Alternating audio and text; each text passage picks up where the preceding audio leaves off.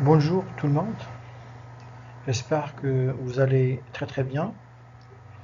Euh, Toujours dans le cadre de la continuité de notre programme, aujourd'hui on va aborder un nouveau chapitre qui s'intitule Les règlements au comptant. Donc, euh, donc le chapitre sera traité en deux paragraphes. Le premier paragraphe sera consacré au règlement en espèces ainsi que sa comptabilisation.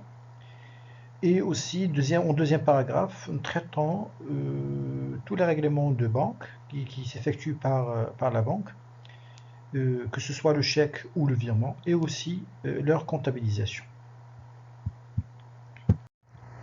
Bien sûr, ce chapitre a comme objectif, premièrement, pouvoir identifier les règlements comptables, et deuxièmement, savoir manipuler les comptes comptables qui y en découlent. Donc, bien sûr, comme vous le savez, toutes les opérations commerciales d'entreprise, euh, son règlement doit être effectué, que ce soit par crédit ou bien au comptant. Aujourd'hui, notre sujet c'est le règlement au comptant. Ces règlements doivent être effectués, que ce soit par pièce, en espèces, ou bien chèque, virement, ou enfin par des effets de commerce.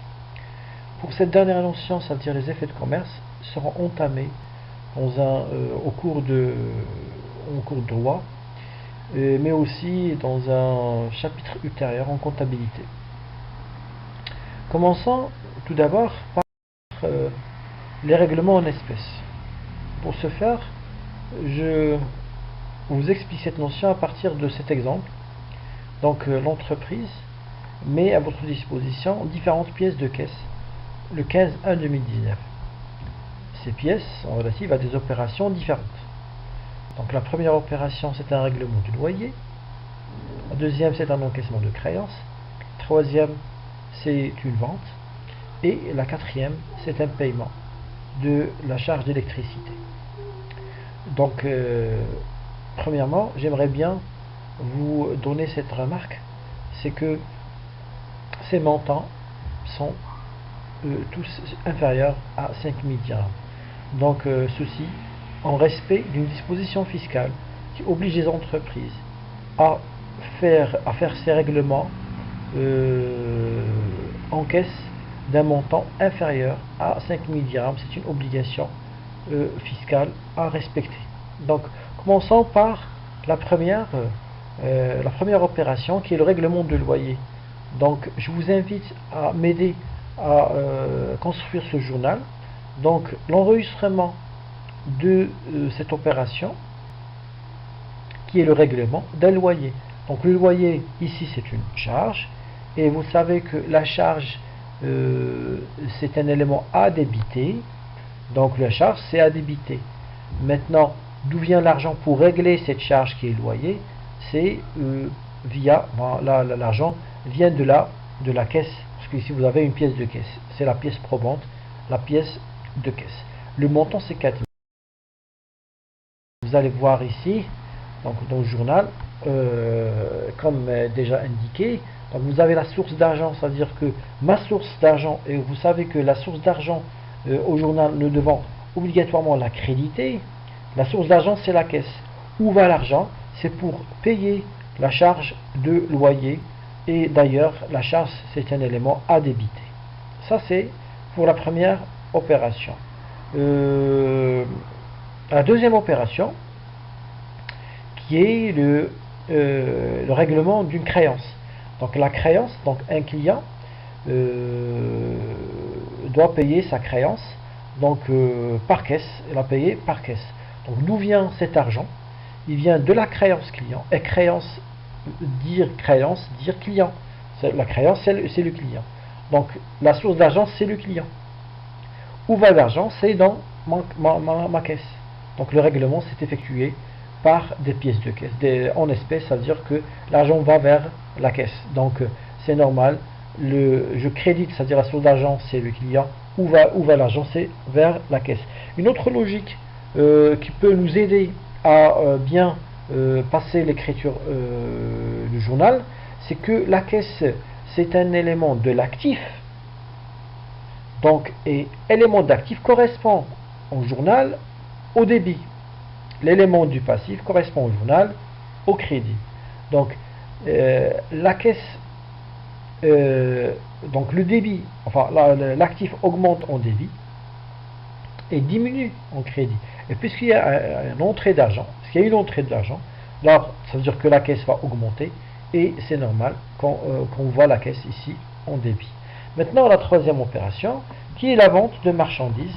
Vente de marchandises par, donc le paiement s'est effectué en espèces. Très bien. Donc vente de marchandises, toujours la première logique, c'est que la vente c'est un élément automatique en crédit. Bien sûr, on associe la vente, la TVA facturée. C'est un élément de crédit. Donc, deuxième logique, c'est que la source d'argent, notre source d'argent pour l'entreprise, c'est à partir d'une vente de marchandises. C'est pour ça qu'on a trouvé la vente au crédit.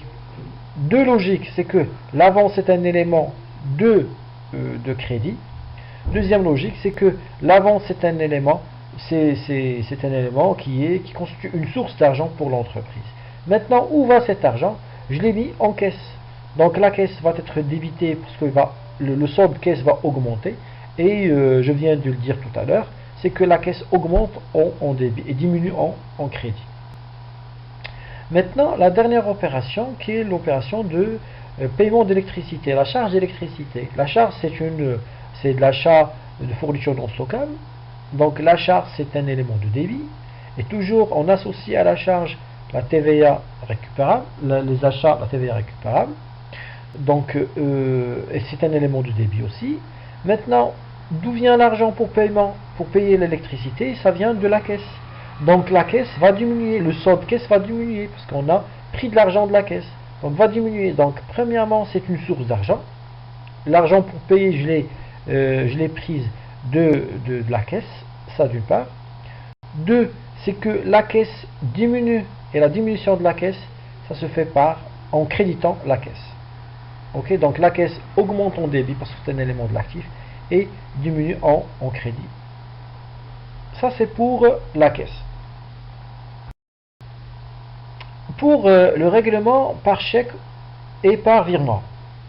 Donc aussi, je vous explique ce point à partir d'un exemple. Donc le 16/1/2019, la société a réglé par virement bancaire.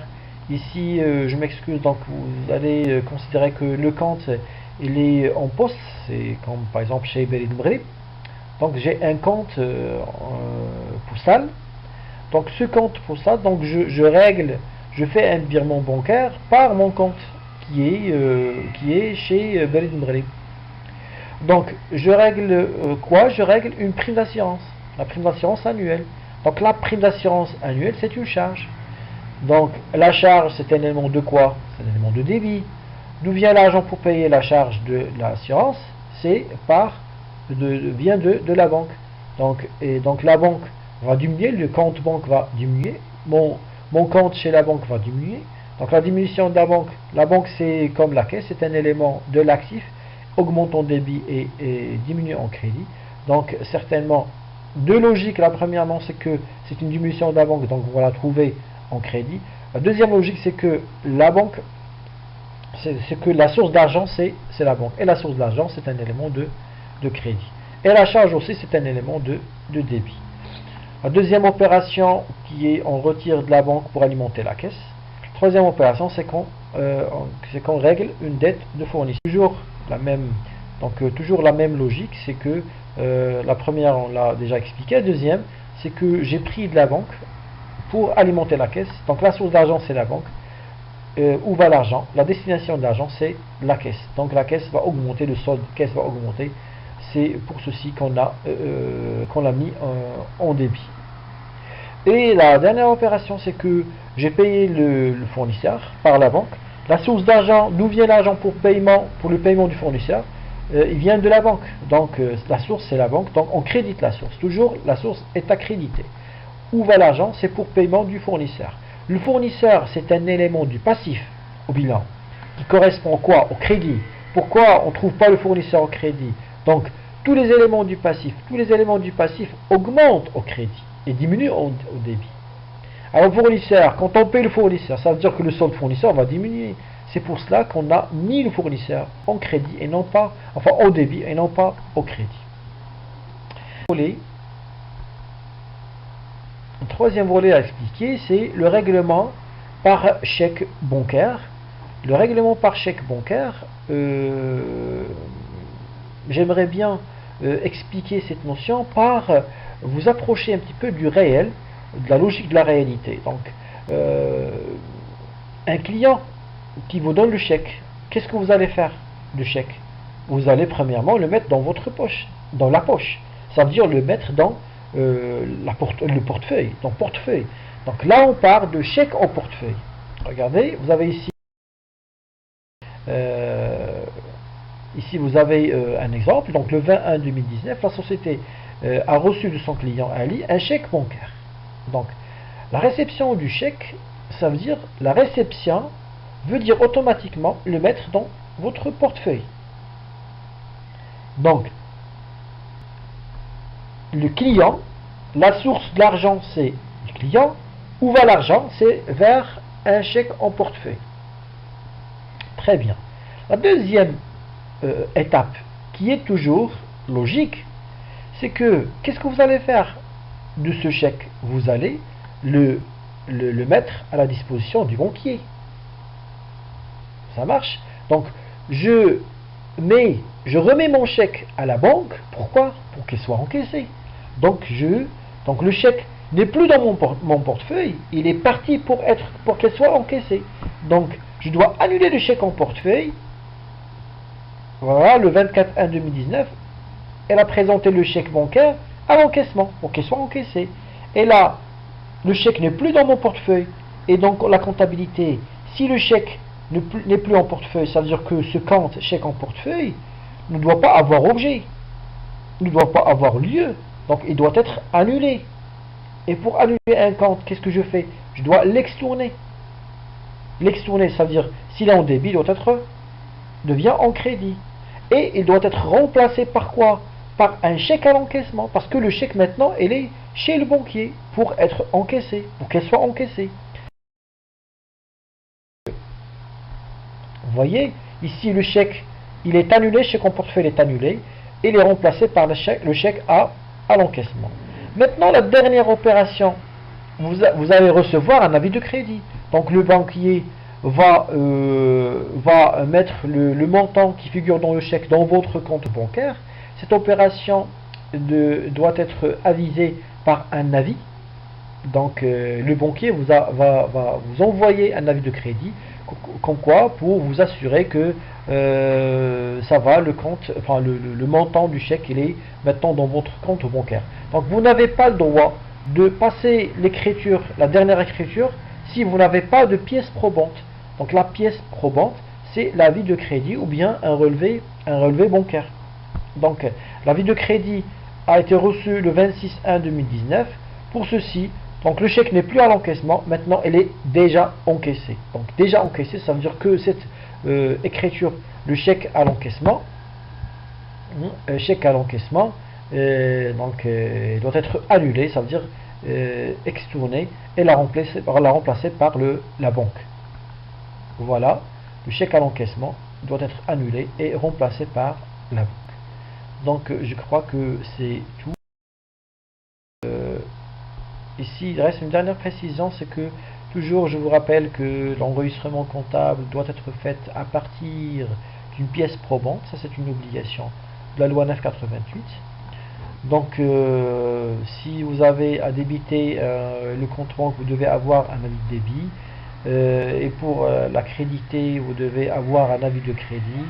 Donc le relevé bancaire aussi, ça peut servir comme pièce probante pour passer un enregistrement relatif à la banque.